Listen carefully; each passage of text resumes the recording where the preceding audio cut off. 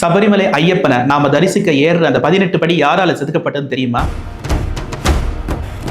நாம ஏறி போய் சபரிமலை ஐயப்பனை தரிசனம் பண்ற 18 படிக்கு பின்னாடியும் மலை ஆரியர்களோட உழைப்பு இருக்குதுங்க. என்னன்னு கேட்டீங்கன்னா, சபரிமலையை சுத்தி இருக்கிற 18 மலைகள் அவர்களோட கட்டுப்பாடுங்கிறத குறிக்கிறதுக்காகவும் 18 படிகளை அவங்க அமைத்திருந்தாங்க.